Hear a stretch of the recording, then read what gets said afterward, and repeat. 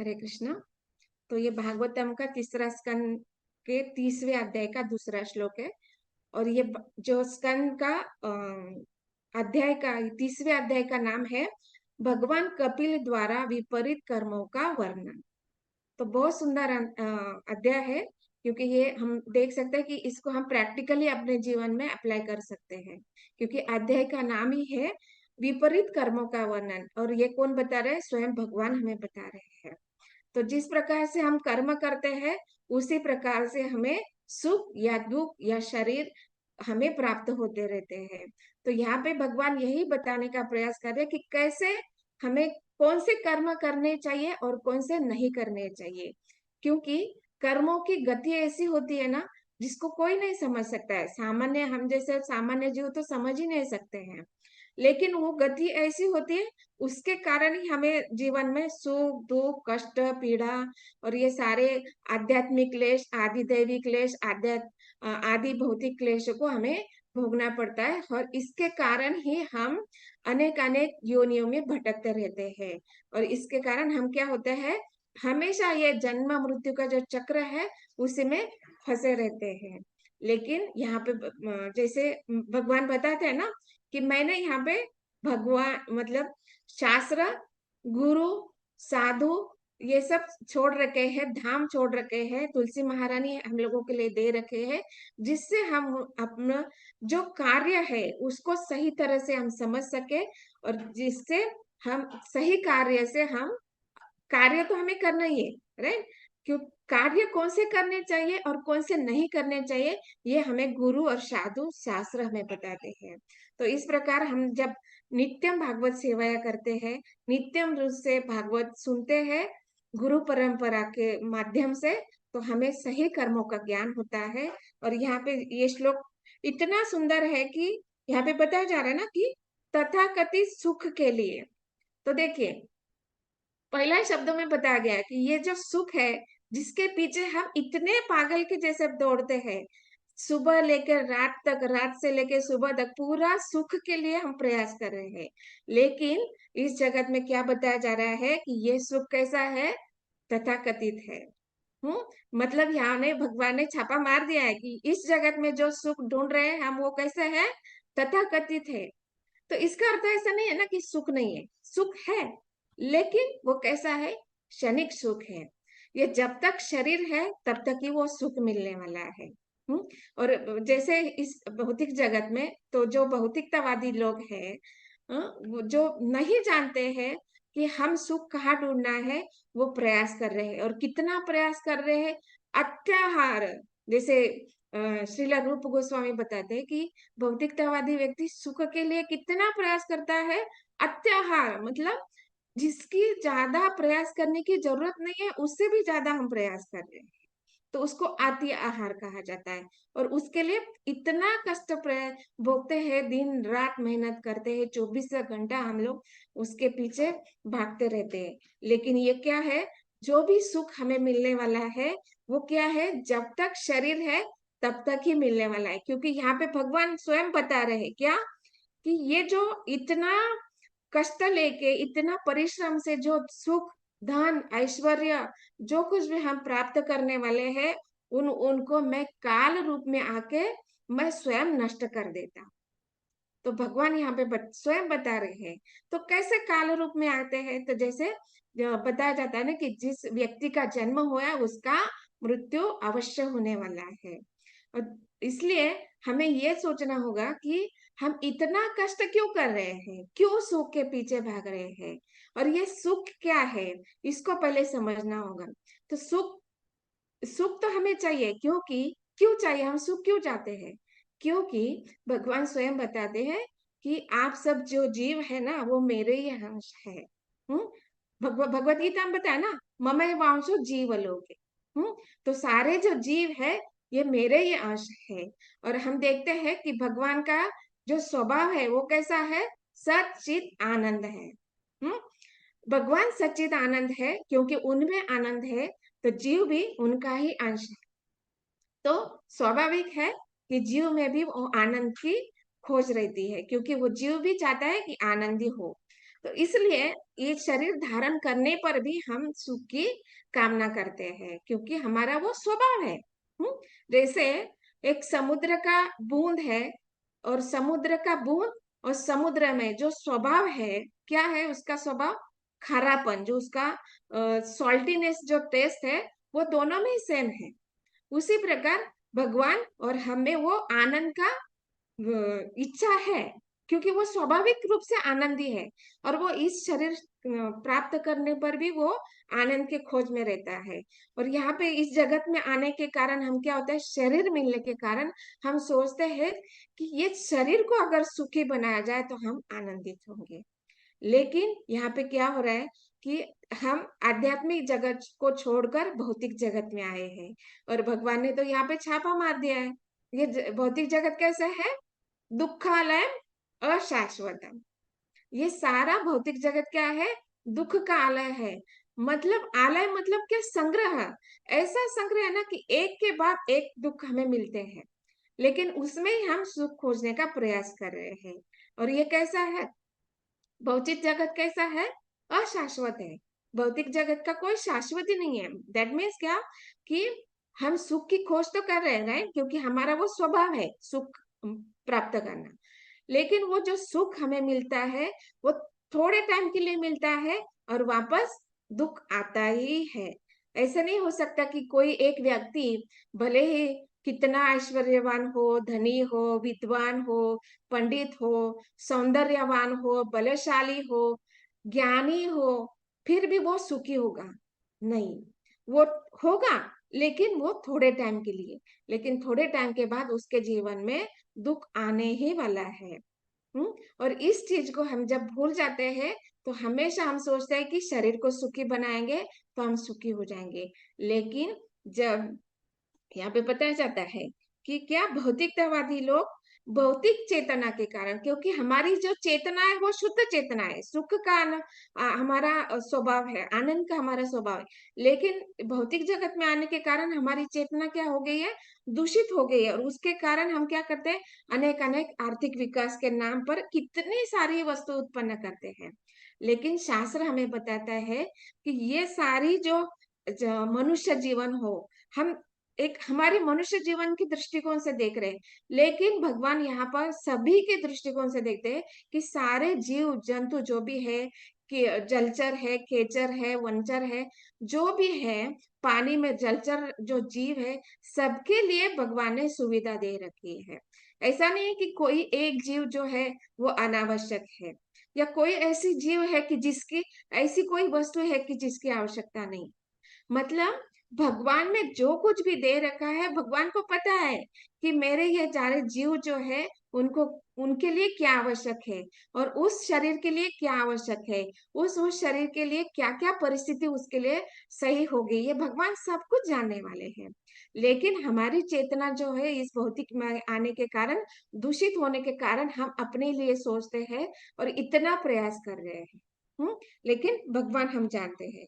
और यहाँ पे क्या हो रहा है? भगवान ये बोलते हैं आप कितना भी प्रयास कर लो, लेकिन भगवान क्या करते हैं कि क्योंकि भगवान को पता है ये जीव जो है ये थोड़े टाइम के लिए इस भौतिक जगत में आए हैं, क्योंकि वो मेरे ही अंश है, और उनको वापस मेरे घर वापस आना ही है। ये भगवान जानते हैं, इसलिए भगवान क्या करते हैं कि ये कितना भी प्रयास कर ले, लेकिन वो कर्म के गति के रूप में आते हैं, और काल के रूप में आकर वो मनुष्य जो शरीर है, मतलब मनुष्य शरीर है, सारे शरीर को वो नष्ट करते हैं। जैसे भगवत गीता, भागवतम के प्रथम स्कंद में बताया गया है, जन्मादस्य अतः इतरत। मतलब भगवान क्या करते हैं? इस सृष्टि का निर्माण भी करते हैं, पालन भी करते हैं, और संहार भी करते हैं। तो ऐसा क्यों करते हैं? क्योंकि जीव की जो इच्छा है उसे पूरा करना है। जीव चाहता है कि मुझे भोग करना है, तो भगवान सृष्टि करते हैं, और सृष्टि किया तो जीव को रहने के लिए कुछ सुविधा देनी चाहिए, इसलिए भगवान क्या करते हैं? उसके लिए पालन भी करते हैं।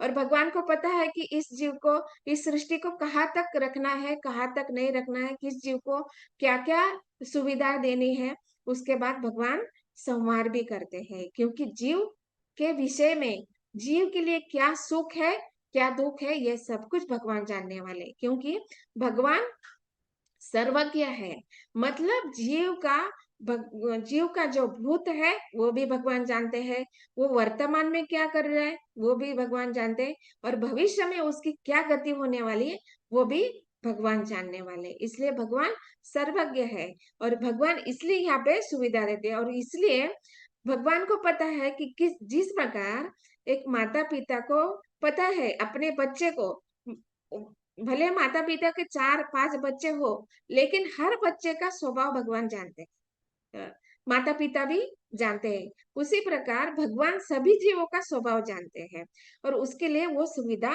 प्रदान करते हैं।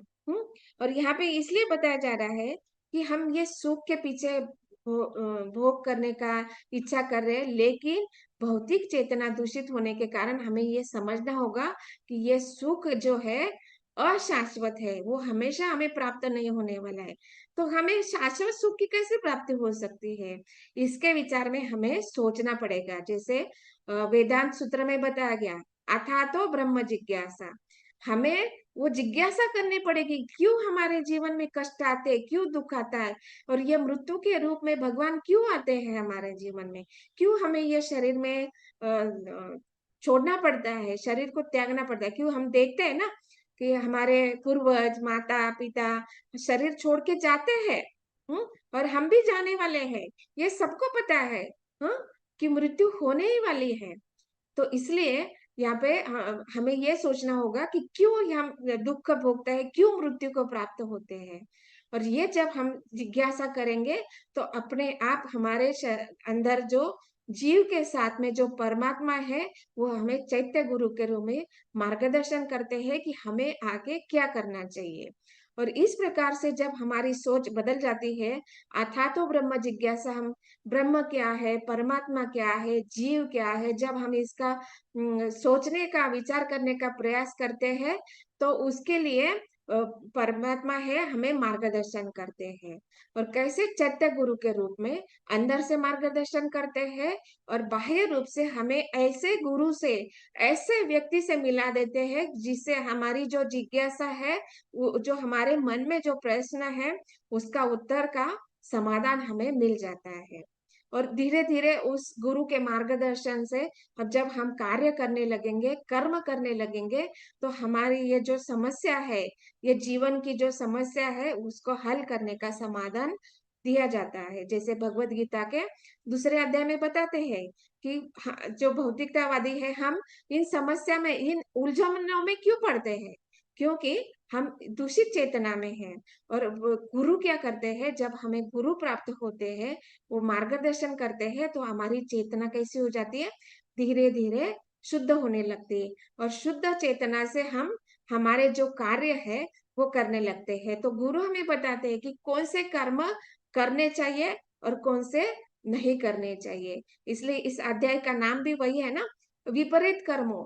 तो इसलिए गुरु हमें बताते हैं कि अब तक हम लोग क्या कर रहे थे, सुख के खोज में हम अलग अलग कर्म कर रहे थे, और वो कैसे है, विपरीत कर्म।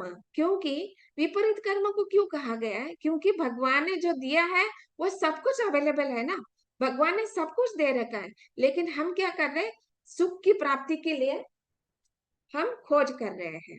हम्म और इसलिए जो कर रहे हैं वो अपने मन से कर रहे हैं, जो शास्त्र में बताया है, भगवान ने बताया है, वेदों में बताया है, उसके अनुसार नहीं कर रहे हैं। हम शारीरिक सुख की आवश्यकता की पूर्ति के लिए इतना इवोल्यूशन कर रहे हैं, इतना प्रयास कर रहे हैं, इतना हम सोच से रिसर्च कर रहे हैं, इतना टेक्नोलॉजी हम एडवांस बना रहे हैं, लेकिन क्या हो रहा है, इसका परिणाम हम देख रहे हैं कि जैसे इतने सारी सुविधाएं उपलब्ध कर रही है, जैसे मोबाइल फोन है।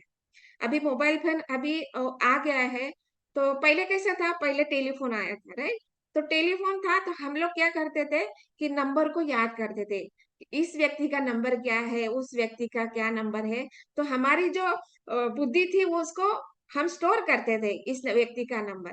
लेकिन टेक्नोलॉजी एडवांस हो गई, अभी क्या हो गया, मोबाइल हो गया, तो हमारी मेमोरी क्या हो गई, नष्ट हो रहे हैं ना। मतलब हम अभी व्यक्ति का नंबर भी आते हैं, मतलब कहीं पे ऐसा हो जाता है, मोबाइल गुम हो गया, प्रवास के लिए जाते हैं हम कहीं, अगर व्यक्ति मोबाइल गुम हो गया तो हमें अपने ही पति का, बच्चों का, घर का, परिवार का कभी कभी नंबर भी याद नहीं रहता है। क्योंकि क्या होता है, हम इतने इंडिपेंड, मतलब इतने डिपेंड हो गए मोबाइल के ऊपर। अरे उसमें रखा है ना, क्योंकि मोबाइल का मेमोरी बहुत बढ़ गया है, लेकिन हमने, हाँ, अपनी मेमोरी वो मोबाइल में स्टोर कर रखी है। इससे क्या हो रहा है, टेक्नोलॉजी तो एडवांस हो रही है, राइट, हम एडवांसमेंट कर रहे हैं, लेकिन कहाँ हो रही है, हाँ, ये भौतिकता में एडवांस हो रहे हैं, हम आध्यात्मिक में हमें एडवांस होना पड़ेगा। मतलब हमारी क्या होगी, वो मेमोरी लॉस हो रही है ना। हाँ? अगर किसी 10 व्यक्ति का नंबर बोलने के लिए बोलो तो क्या, 10 क्या, 2 व्यक्ति का नंबर याद आ गया तो बहुत बड़ी बात है। हम्म, तो इसलिए यहाँ पे बताया जा रहा है कि ये जो हम एडवांसमेंट कर रहे हैं, ये एक प्रकार से हमारा आध्यात्मिक, भौतिक, शारीरिक, ये सब कुछ लॉस ही होने वाला है। और हो रहा है, हम इसका अनुभव भी देख रहे हैं, जैसे मिक्सर है, ग्राइंडर है, ये सारी चीजें हैं, हम शारीरिक परिश्रम नहीं कर रहे, तो शारीरिक बल भी हमारा खत्म हो रहा है। हाँ, बुद्धि हमारी कम हो रही, मंद हो रहे, हम लोग हतभागी हो रहे, हमारा जो भाग्य है, हतभागी मतलब हमारा भाग्य भी हम मतलब भाग्य का भी लॉस हो रहा है इस प्रकार से। जैसे यहाँ पे बताया ना कि हम क्या कर रहे हैं, विपरीत कर्म कर रहे हैं। विपरीत मतलब जो शास्त्रों में आदेश दिया है उसको कर्म नहीं कर रहे हैं। हाँ, इसको हम इसलिए यहाँ पे बताया जा रहा है कि हतभागी क्यों है, क्योंकि जब शास्त्रों के अनुसार, वेदों के अनुसार, भगवान ने जो आदेश दिया उसके अनुसार हम कर्म करते हैं, तो हमारी जो कर्म की गति है ना, वो बढ़ जाती है। कैसे, क्योंकि हम गुरु के मार्गदर्शन में कार्य करें।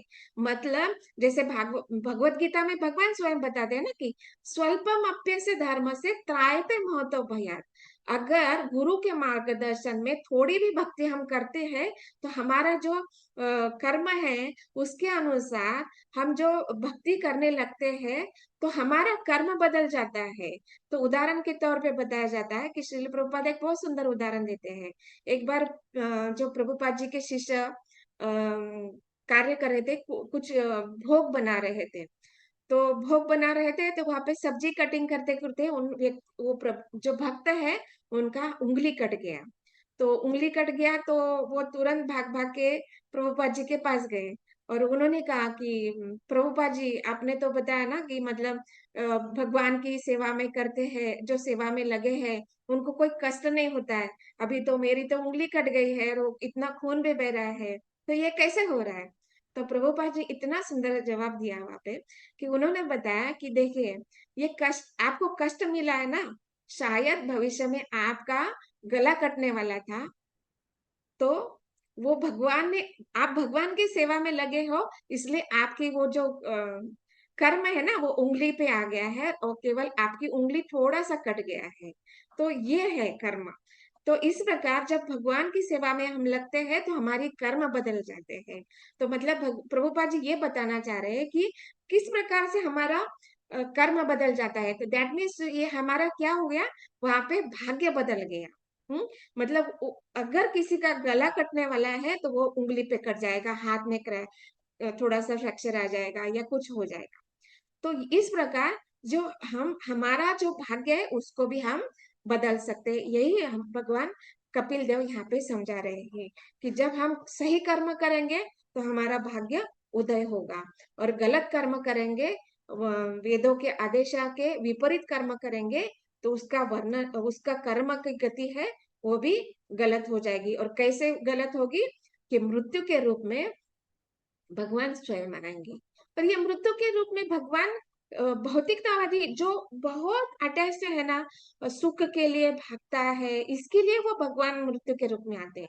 लेकिन जब व्यक्ति गुरु, साधु, शास्त्र के मार्गदर्शन में आ जाता है, तो उसके लिए वही मृत्यु क्या बन जाते हैं, भगवान स्वयं अपना स्वरूप उनको दिखाने लगते हैं। जब भगवत भक्ति हम करने लगते हैं, कृष्ण भावना भावित, मतलब जो कृष्ण भावना भावित, मतलब यहाँ क्या, हमारी जो भावना है, भावना मीन्स हमारी जो चेतना है, वो कैसे हो जाएगी, कृष्णमय हो जाएगी। तो कृष्ण भावना भावित, हमारी जो चेतना है कृष्णमय हो जाएगी। तो ये जो कार्य है, हमारा जो भाग्य है उसका उदय हो जाएगा और वो कर्म हमारे बदल जाएंगे। इस प्रकार हम जिस प्रकार से भौतिकता में लगने से हमारा भगवान को हम मृत्यु के रूप में देख सकते हैं, लेकिन जब हमारा कर्म का उदय होगा उस प्रकार से हम भगवान को स्वयं सच्चिदा रूप नंद रूप में, हम चतुर्भुज रूप में, हम द्विभुज रूप में, श्याम सुंदर रूप में हम भगवान को देख सकते हैं। यही बात यहाँ पे बताया जा रही है। तो दैट मीन हमें शाश्वत सुख की खोज करनी है और शाश्वत सुख के पीछे नहीं भागना है, और ये गुरु के मार्गदर्शन में हमें करना है। और इससे क्या होता है ना, क्योंकि हम ये भौतिक जगत में फंसे हुए, इसलिए हम सुख के पीछे भागते हैं। और ये हमारा जो सारा समय है, तो समय का भी हम ये कर सकते हैं, मतलब समय को भी रोक सकते हैं या बदल सकते हैं। मतलब जो समय का जो अपव्यय हम यहाँ पे करने वाले हैं भौतिकता में लगने से, उसको भी हम बचा सकते हैं। जैसे कहा जाता है ना कि हमारी टाइम और एनर्जी हमें बचानी है और ज्यादा से ज्यादा कृष्ण भावनामृत में लगानी है। जैसे हमें बताया जाता है ना कि हमें 24वां घंटा कृष्ण भावनामृत में रहना है, जिससे हमारे जो भाग्य है, कर्म है, जो दुख है, उसको सुख में बदला जा सकता है। जब हम 24 घंटा कृष्ण भावना भावित होंगे। तो इसलिए यहाँ पे ये पहली बात तो यह है कि पहले हमें समझना होगा कि हम ये जो मनुष्य है, यहाँ पे बताया ना, तात्पर्य में श्रील प्रभुपाद बताते हैं कि जो यह नहीं जानता कि मनुष्य सनातन है।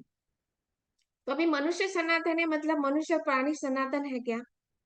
नहीं। यहाँ पे प्रभुपाद जी ये बताना चाह रहे हैं कि मनुष्य मतलब यहाँ पे आत्मा है। मतलब ये आत्मा है, ये कैसा है? सनातन है, और इसका कार्य भी सनातन है। तो ये बहुत गहन सिद्धांत है कि कैसे आत्मा सनातन है और आत्मा के कार्य सनातन है। तो आत्मा के कार्य क्या है? तो हमें यह सोचना होगा कि हम शरीर प्राप्त हुआ है, शरीर में इंद्रिया है, और सब जो कितनी इंद्रिया है हमारे अंदर, कौन बताना चाहेंगे? शरीर के साथ कितनी इंद्रिया है? 10 माता जी, 10। यस, आप नाम बताना चाहेंगे माता जी? 5 कर्म इंद्रियां और 5 वर्क, मतलब 5 ज्ञानेंद्र। नॉलेज और 5 वर्क। हाँ जी, जानेंगे। ओके, तो आंख 5 कर्म नाक, कौन बताना चाहेगा? किसको पता है? आंख नाक कान जीवा और स्किन, त्वचा, ये तो वो हो गए हमारे कर्म इंद्रियां। नहीं, ज्ञानेंद्र। ज्ञान ज्ञानेंद्र। इंद्रिय, सॉरी। कर्म इंद्रियों में हाथ आते हैं, पांव आते हैं, एनस, जेनाइटल्स एंड टंग आती है। टंग है माता जी। यस। तो ये 5 प्रकार, 5 कर्मेंद्रिया, 5 ज्ञानेन्द्रिया, और इसके ऊपर भी एक इंद्रिय है जिसको मन कहते हैं। 11वां इंद्रिया कहते हैं उसको। तो ये जो इंद्रिया है, हाँ, तो अभी देखिए ये कैसे है, आप समझिए इसको। पहले इंद्रिया, उस ये 10 इंद्रिया, उसके ऊपर मन है, और मन के ऊपर बुद्धि है, बुद्धि के ऊपर अहंकार आता है, और अहंकार के श्रेष्ठ है आत्मा, और आत्मा से भी श्रेष्ठ परमात्मा है। तो अभी देखिए ये शरीर में ये जो 10 इंद्रिया और 11वां मन इंद्रिया है। तो ये जो इंद्रियों से हम कार्य कर रहे हैं, तो ये कार्य जब हम गुरु साधु शास्त्र के मार्गदर्शन में करेंगे, क्योंकि बताया जाता है, शास्त्र क्या बताते हैं, हमारी इंद्रियों को इंद्रियों के स्वामी की सेवा में लगाना है, राइट? तो जब हम ये कार्य भगवान की सेवा में लगाएंगे, तो हमारा मन क्या हो, अपने आप नियंत्रण में आ जाएगा। और जब मन इंद्रिय नियंत्रण में आ जाएगा, तो बुद्धि हमें सही मार्गदर्शन करेगी कि सही कार्य क्या है और गलत कार्य क्या है, इसको हमें वो गाइड करेगा। और जब बुद्धि सही मार्गदर्शन करेगी, तो हमारा जो अहंकार है, तो यहाँ पे 2 अहंकार होते हैं ना, एक मिथ्या अहंकार होता है और एक रियल अहंकार होता है। तो रियल अहंकार क्या है? हम सच्चिद आनंद है, भगवान के अंश रूप है, हमारी स्थिति है जीवेर स्वरूप है, कृष्णेर नित्यादास, हम भगवान के सेवक है, ये रियल अहंकार है। लेकिन भौतिक चेतना में आने के कारण हम क्या सोचते हैं, हम शरीर है।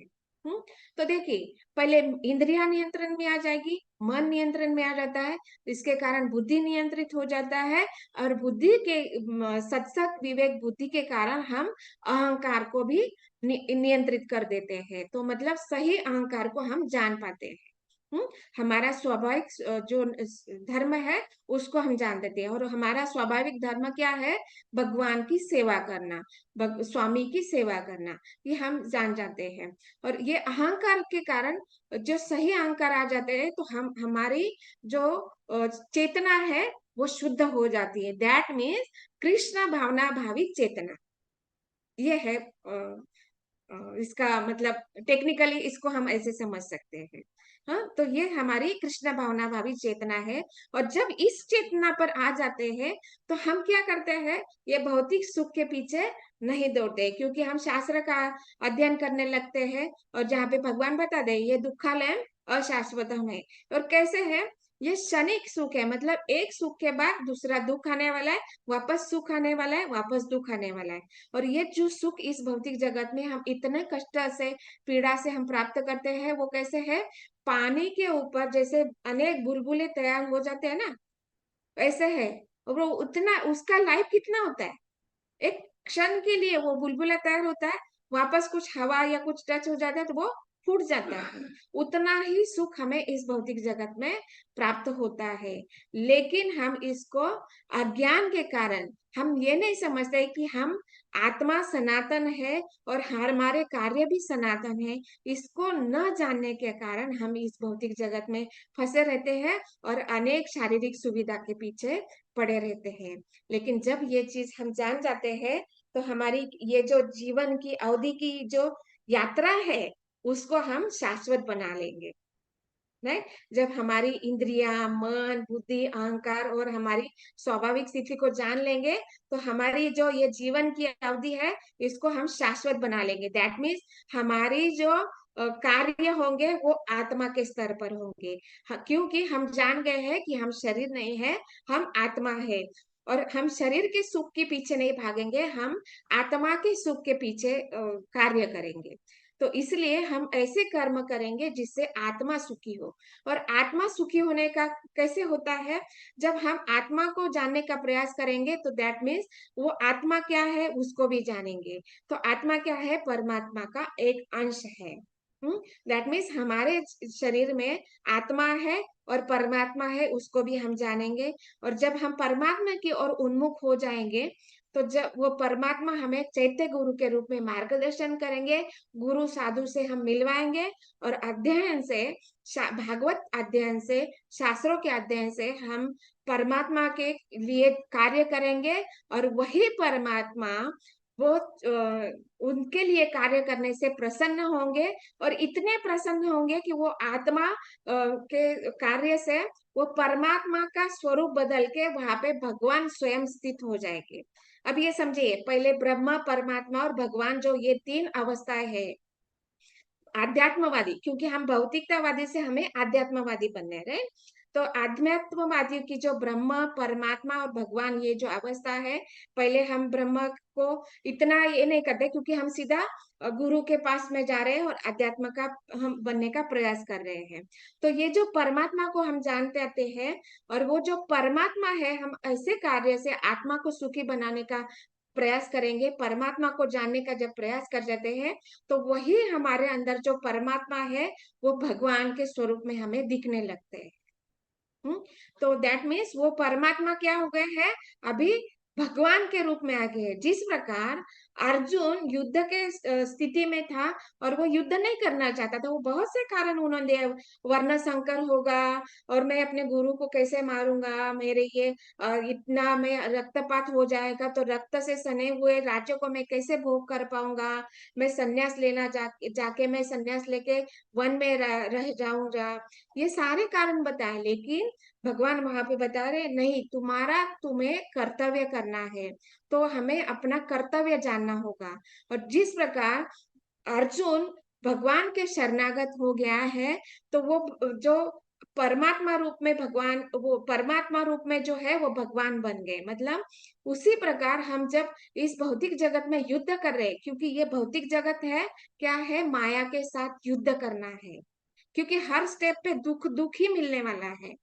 थोड़ा सुख है लेकिन वो क्षणिक है, हर पग पग पर दुख प्राप्त होता है। और जब हम ये माया के साथ युद्ध करेंगे ना, तो जब युद्ध होता है तो युद्ध में क्या होता है? हाँ, रक्तपात होता है, मृत्यु होता है, आघात होते हैं, कितना शारीरिक यातना भोगनी पड़ती है। उसी प्रकार इस भौतिक जगत में हम शाश्वत आत्मा है और इस भौतिक जगत में फंस चुके हैं, हमारी चेतना दूषित हो चुके हैं। और माया क्या करती है? अपने त्रिशूल से हमें अनेक प्रकार के दुख देती रहती है। हम्म। और ये हमें समझना होगा कि ये भौतिक दुख है या आध्यात्मिक दुख है। जब माया के द्वारा दुख दिया जाता है, जब हम परमात्मा को जानने के लिए प्रयास करते हैं, भगवान को प्रसन्न करने के लिए जब प्रयास करते हैं, तो माया बहुत दुख देती है, बहुत कष्ट आते हैं। कहते हैं भक्ति सरल है, सुगम है, लेकिन जब करने का प्रयास करते हैं ना, तो पता चलता है कि हम कितने पाने में है। हाँ? तो माया बहुत दुख देती है, मतलब शारीरिक कष्ट होते हैं, मानसिक कष्ट होते हैं, भौतिक कष्ट आते हैं। हाँ? हमारी चेतना में सोचने लगते हैं, अरे क्यों कर रहा हूँ मैं इतना, छोड़ देता हूँ, क्यों मुझे प्याज खाना है, लहसुन खाना है, मुझे चाय पीनी है, लेकिन मैं अभी सरदर्द हो रहा है, मैं वोमिट होता है, मैं नहीं करना चाहता। लेकिन वो हमें वहां पे समझना होगा कि ये माया द्वारा हमें टेस्ट किया जा रहा है कि सही में तुम परमात्मा को, भगवान को जानना चाहते हो, उनकी सेवा करना चाहते हो या अपनी शारीरिक सेवा करना चाहते हो। ये माया हमें टेस्ट करती है। तो जब हम इस लेवल पे आएंगे ना कि ये हमारी बुद्धि, वहां पे सत्संग विवेक बुद्धि काम करेगी कि नहीं, मुझे भगवान की भक्ति करनी है, मेरी चेतना को शुद्ध करना है, कृष्ण भावना भावित बनना है। ये माया हमारी टेस्ट ले रही है। जब ये सोच हम रखेंगे ना, तो कितना भी कष्ट आने दो, कितना भी दुख आने दो, हम उसको तर जाएंगे। इस प्रकार जब हमारी चेतना शुद्ध हो जाएंगी, तो वो जो परमात्मा स्वरूप हमारे साथ में है ना, वो भगवान बन जाते हैं, भगवान साक्षात रूप में वहां पे हृदय में स्थापित हो जाते हैं। और ये मैं अपने मन से नहीं बोल रही, यहाँ पे भागवतम के पहले स्कंद में बताया गया है, पहले श्लोक में क्या बताया जा रहा है कि अ, जब व्यक्ति इस